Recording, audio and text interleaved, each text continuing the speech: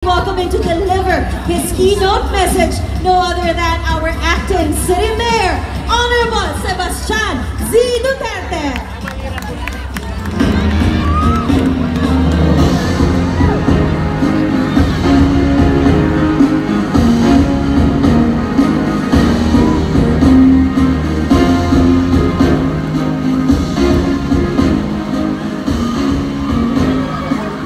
Mayang gabi sa inyong tanan. Unang-una sa tanan, gusto na ako pasalamatan ang tanang mga performers nato, mga nag-participate aning indak-indak nato kay dili tungod sa ila wala tay indak-indak ato silang palakpakan. Gusto po unta na ako pasalamatan ang mga tanang taga-gobyerno, ang mga pulis, sundalo, atong TF Davao, ang atong mga CSU, ang tanang mga walay tulog, gikan sugod sa pag-abre sa kadayawan kay nagbantay sa mga tao, ato silang palakpakan o pasalamatan nato.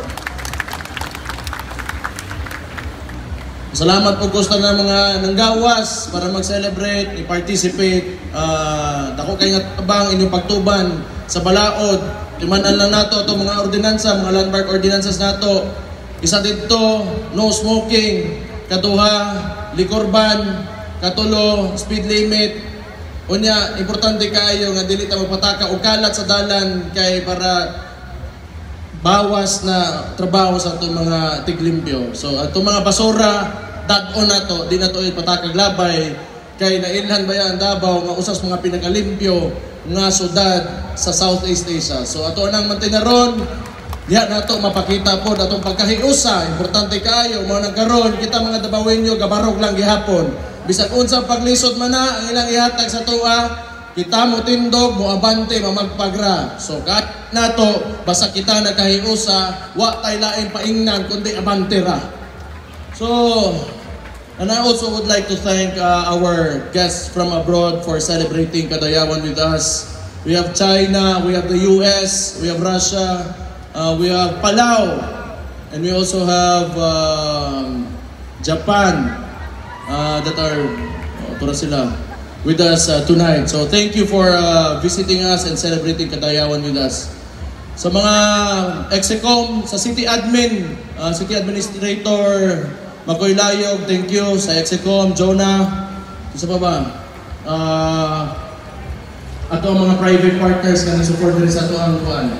So, kanitanan, hindi mahita po kung wala ta nagkasinabot, wala ta nagkahiusa, padayon ng tantanan, sa kalambuan, o padayon ta sa malipayon, kanabuhi.